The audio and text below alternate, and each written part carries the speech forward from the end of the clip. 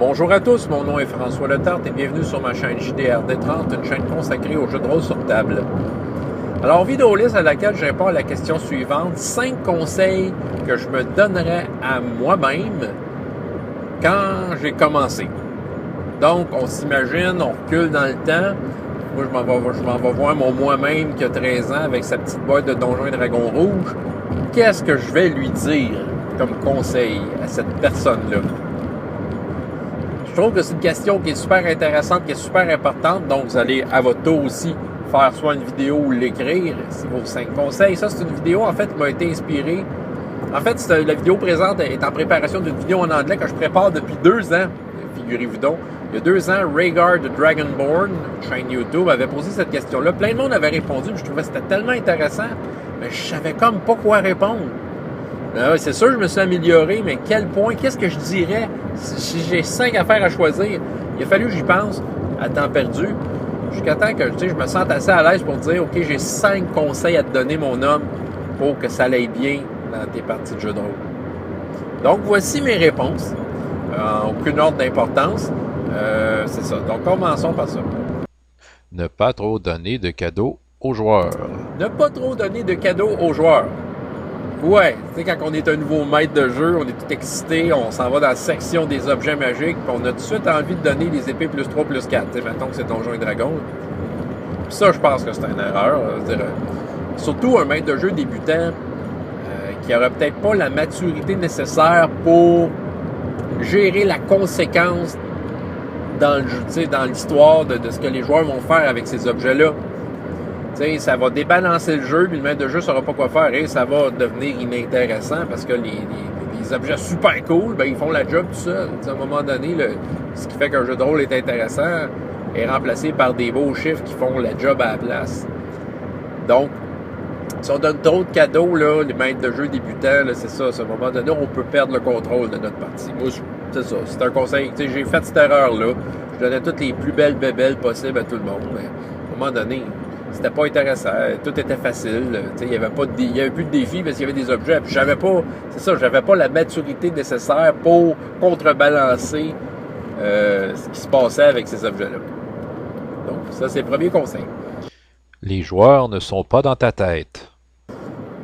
Deuxième conseil que je donnerais à moi-même de 30 ans. Les joueurs ne sont pas dans ta tête. Ils ne voient pas ce que toi, tu as dans ta tête. T'sais, moi, mon cerveau va super vite. Quand je suis maître de jeu, je suis sur un high, là, puis il y a plus d'affaires qui se passent dans ma tête que de mots qui sortent de ma bouche, OK? Fait que c'est déjà arrivé souvent que mes explications étaient incomplètes, puis je m'en apercevais pas, parce que dans ma tête, c'était super clair, mais tu sais, c'est comme si je m'écoutais pas. Et les joueurs, ils vont interagir avec ce que tu as sorti de ta bouche, tu sais. Des fois, j'étais frustré parce que je voyais qu'ils interagissaient, mais tu sais, qu'ils interagissaient pas avec les choses que j'avais mis. Ils disaient, ben là, il y a telle affaire. Puis là, les joueurs disaient, ouais, mais tu ne l'as pas dit, tu sais. Ça me fâchait. Là, ça, c'était pas correct, là. Non. J'étais pas un maître de jeu gentil dans ce temps-là. Fait que, fallait que... Qu'est-ce que je dois faire dans ce temps-là? C'est de prendre conscience de ça, OK? Que, tu sais, d'essayer de laisser les joueurs aller. Tu sais, des fois que tu as oublié de dire de quoi, ben... Laisse les joueurs aller, c'est là que tu vas t'en apercevoir si tu l'as oublié ou non. Puis si tu l'as oublié, ben, c'est soit que c'est pas là, ou que tu l'introduises d'une façon logique dans l'histoire. Tu sais, juste prendre le temps, laisser les choses s'installer, puis tu sais ça, pas s'imaginer que les joueurs voient ce que tu vois dans ta tête, tu sais. Ça serait mon deuxième conseil.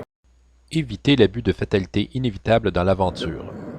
Celle-là, j'ai de la misère à le formuler. Mettons, je vais essayer de le formuler dans les mots qui me sont sortis dans la tête. Essayer de mettre des pièges inévitables.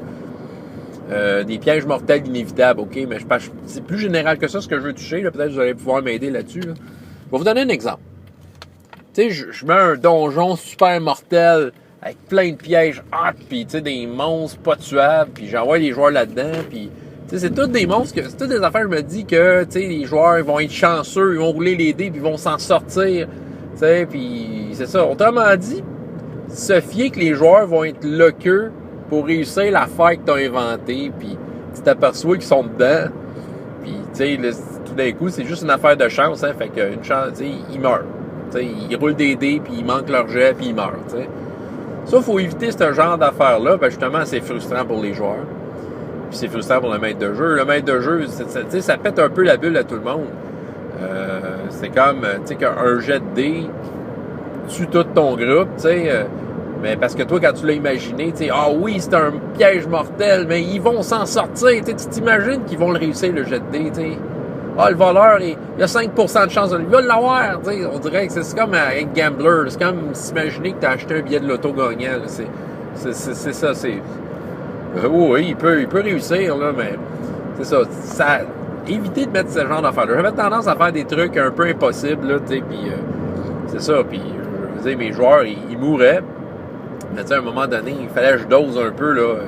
Ou que oui, tu mets le piège inévitable, mais tu sais, tu t'arranges que les joueurs, comme, aient l'information de quoi faire avec ce piège-là, tu sais, sans donner d'indices, mais tu sais, peut-être que que l'environnement, ou que, tu sais, il y ait des choses, tu sais, qu'on peut mettre de faire des jets de perception, bon, OK, tu sais, pour que les joueurs puissent eux-mêmes analyser le piège avant qu'il arrive, tu sais, puis qu'ils tombent pas nécessairement dedans direct, tu sais, oui, il peut y avoir des pièges mortels, là, mais tu sais, faut quand même pas trop en mettre, c'est ça.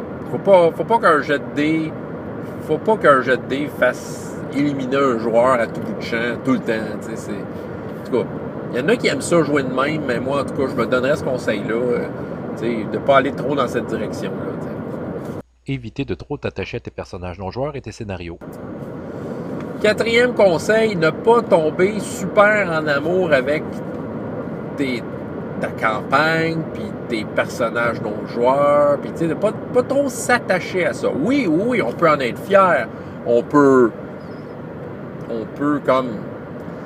être fier de ça. On peut mettre de la passion là-dedans. Puis oui, on peut être en amour, mais tu sais, je pense que c'est l'attachement, parce que les joueurs, t'as introduit un ennemi que tu tripes dessus, là. Mais tu sais, c'est quand même l'ennemi, là. Les joueurs veulent lui péter la gueule, puis peut-être dans 15 minutes de jeu, ils vont avoir tué ton méchant de la fin que t'étais tellement fier. Ben, ça arrive. Faut pas trop s'attacher à ça. Si on s'attache trop à ça, des fois, on va peut-être comme forcer l'histoire pour sauver ce qu'on a créé, là, parce qu'on est tellement fiers de notre génie. On a inventé un méchant, on a inventé une histoire géniale. Puis c'est ça, puis d'essayer de faire en sorte que, tu sais, on dirait que, tu sais, de façon forcée, le méchant s'en sort toujours, excusez, puis il s'en sauve, puis c'est ça, puis ça, c'est frustrant pour les joueurs, tu sais. Ouais, vous voulez vraiment sauver votre méchant, ben, tu sais, OK, faut s'il y a une porte de sortie, faut qu'il l'ait prévu d'avance. Faut pas que ce soit quelque chose que vous inventez sur le tas, parce que c'est ça a de l'air de ça. Ça a de l'air de, ben, je veux pas que vous le tuez, fait que je vais l'épargner, tu sais. Ou, tu sais, forcer, quand il s'agit d'une histoire, ben, tu sais, empêcher les joueurs d'aller dans une direction. Ça m'est déjà arrivé, tu sais, de vraiment vouloir amener les joueurs à quelque part, vraiment. Puis, tu sais, de dire, ouais, mais nous autres, on va aller là, tu sais. Mais non, faut que vous alliez là, tu sais, parce que c'est là que c'est le fun. Tu sais, je le disais pas de même, mais dans ma tête, c'était de même. Allez là, c'est là que c'est le fun. L'autre pièce, je sais pas pourquoi je l'ai inventée, elle sert à rien, mais non, c'est, tu sais, là, on tombait trop en amour avec ça. Puis on voulait vraiment amener les joueurs là, tu sais. Sonder les goûts de tes joueurs. Dernier conseil que je crois que je vais donner, parce que peut-être la vidéo en anglais, au final, elle va être différente, là, mais en tout cas. Pensez que les attentes des joueurs sont les mêmes que les vôtres. Tu sais, c'est ça. Moi, tu sais, quand j'arrivais avec un jeu, j'étais super... Je capotais sur l'affaire. Tu sais, j'étais quand même bon vendeur. J'arrivais à intégrer le monde dans mes idées et tout ça, mais tu sais, des fois, c'est ça, là, tu sais, de dire que le monde, il trippait pas sur ton affaire, puis je comprenais pas. Ah non, c'est super hot, mon monde que j'ai fait, puis c'est super hot, là, ce jeu-là, puis, tu sais, pas tenir compte des goûts des autres, tu sais, en pensant que, parce que t'es le maître de jeu, puis que t'es arrivé avec cette idée-là, puis que dans ta tête, ça bouillonne, ben que ton idée, c'est la meilleure, tu sais. C'est ça. Tu sais, je pense que dans le temps, j'en faisais pas de session zéro. OK, c'est quelque chose que j'ai appris à faire avec le temps. Ça a pris du temps avant que j'intègre ça, mais au début, il n'avait vraiment pas, tu sais. C'était comme, vous embarquez dans mon idée, dans mon histoire. Puis c'est ça, c'est moi le maître de jeu. Tu sais, on dirait que le fait de dire maître de jeu, le mot maître, Le maître, c'est un mot fort, hein? Puis, sauf que, on faut essayer d'apprendre que le maître de jeu, faut le mettre au même niveau que les autres. C'est mon opinion. Pour ce qui est de l'échange, puis de ce qui peut être apporté autour de l'histoire, le maître de jeu a un rôle différent, pas nécessairement supérieur. Mais tu sais, c'est ça. Quand je suis maître de jeu, je suis le maître de jeu et j'ai décidé qu'on jouait à ça, puis ça va être bon. Fait que tu sais, ça c'est une erreur de débutant. Il faudrait comme que je me dise, ben non, il faudrait que tu sondes un peu tes joueurs. Sonde un peu tes joueurs. C'est sûr que le maître de jeu a un gros mot à dire sur ce qu'il a envie d'amener autour de la table. Puis tout ça, il y a quand même le gros de l'ouvrage qui lui revient. Mais, au final, les joueurs ont leur mot à dire sur la façon d'amener ça. Autrement dit, je pourrais appeler ça « Fais une session 0 » juste pour valider que ton idée passe bien au travail des joueurs. Tant mieux si les joueurs embarquent full pin dans ton affaire, là. Tu sais, je me souviens que j'avais amené Star Trek à un moment donné, puis moi, gros fan de Star Trek, puis je me suis aperçu que il n'y a pas grand monde qui aimait ça, Star Trek, dans le groupe que j'avais à l'époque, puis qui écoutait pas ça, ils connaissaient pas. Tu sais, ils ont vu un ou deux épisodes de Patrouille du Cosmos à la télévision 4 saisons, là. Mais c'était à peu près tout, là. Mais tu sais, ils connaissaient pas Star Trek. Mais non, on va jouer à Star Trek, ça va être hot. Puis là, j'ai convaincu, on se faisait des bonhommes, pis tout ça. Puis là, on jouait, mais j'étais frustré parce qu'ils jouaient pas ça à la Star Trek. Tu sais, ils allaient selon...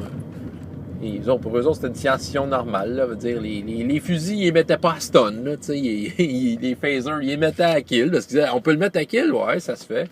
Ouais, mais c'est pas permis dans la fédération de faire ça. Eux autres s'en foutaient, ils savaient pas ça. Là.